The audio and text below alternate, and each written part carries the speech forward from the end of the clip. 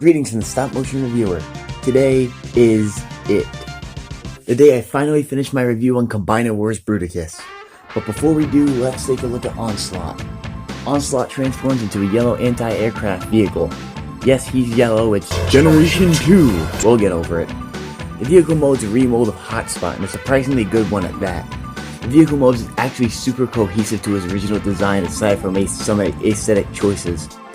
I couldn't tell where the front of the vehicle was at first because the windows are essentially holes and I couldn't see what they were going for with that. Normally I think painted windows are lazy, but in this case I would have welcomed them. You can also see the fists hanging out from under the vehicle mode directly in the front, which can be a little bit ugly at times. Other than that, this vehicle mode is surprisingly good and accurate to the source material. The issue is that this figure has some amazing sculpted detail, but it seems to want to hide it as much as possible. The problems with Generation 2 designs is that the puke neon yellow of this design tends to want to hide all the good details on the figure, and as a result, this figure really suffers. Altogether, the vehicle mode is accurate to the source material and does homage the puke neon yellow colors of the Generation 2 original, but I feel like there could have been some improvements in certain areas. Let's get on to transformation. Fold up the side flaps, accordion down and split apart the legs. Fold down the feet and rotate the thighs 180, bring down the shoulders and rotate them down. Fold down the arms, fold down the shoulder flaps, fold down the chest, flip up the head, and close everything up. Good God, what a stunning robot mode. Onslaught represents the perfect future torso for Bruticus and just screams Decepticon muscle. His head sculpt is gorgeous, but I feel like it's a little bit long. It almost resembles an Easter Island head. And the paint on this thing sure is a thing that exists. But it really doesn't seem to like the fact that it has all this amazing sculpted detail that it's covering up, does it?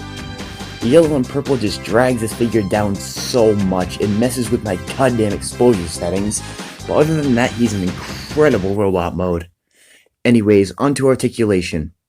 Head rotation, shoulder rotates and moves out, double jointed elbows and bicep rotation, ratcheted thighs with limited stopping points, thigh rotation, knee bend, and of course, no ankle tilt.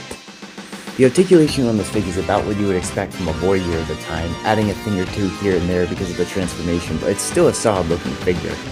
There are, however, a couple of joint issues. The ratchet joints on the thighs don't have enough stopping points, and I feel like the ones they have are in the wrong place by about a half a millimeter. The knees are incomprehensible nonsense because of the hinges on the inside of the thighs. You have to push into a semi-locking point, but not really, and makes them really topple over at times for no real reason. The plastic also feels a little bit light, but not as bad as Blastoff's friggin' hips. Altogether, his individual bot mode is fantastic looking, but got dragged down by the paint scheme and the not total garbage, but not great either joints. So now that we're done with this part, let's get on to the part that makes this set a stunner. Time to Bruticus up this bitch. Start out with Brawl and Swindle in their vehicle modes and everyone else in their robot modes.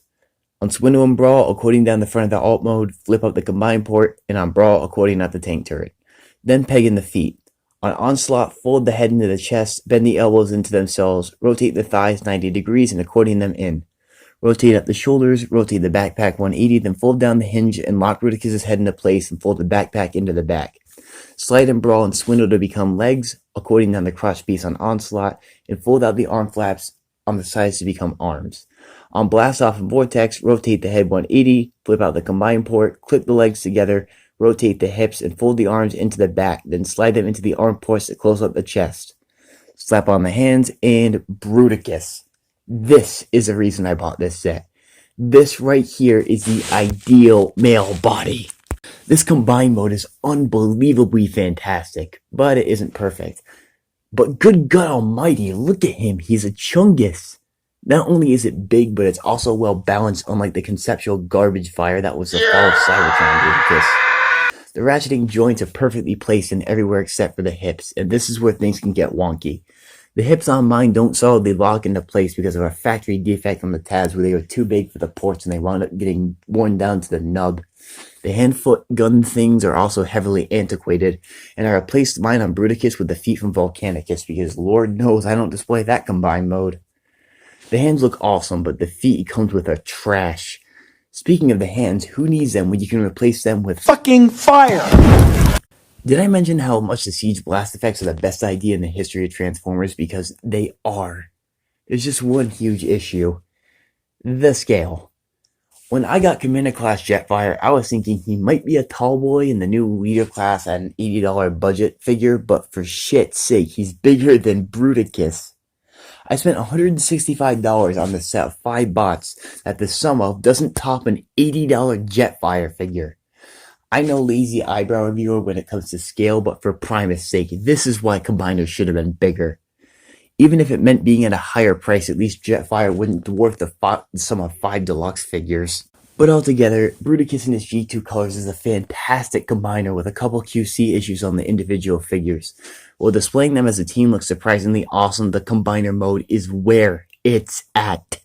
It's too small for the size to work, but it's the ultimate Bruticus for in the wrong color scheme. And if you're into the I-Bomb of Generation 2, I say give it a shot. You might need to look out for some QC issues, but at the right price, it's a kick-ass combiner. This has been the Stop Motion Reviewer, and I'll see you in my next review. In a very cardboard bots-esque fashion, so what should I review next? Studio Series Sentinel Prime or Netflix exclusive Megatron along with his 2 prisoners?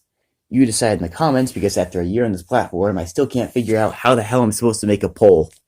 All I can do, and all you can do.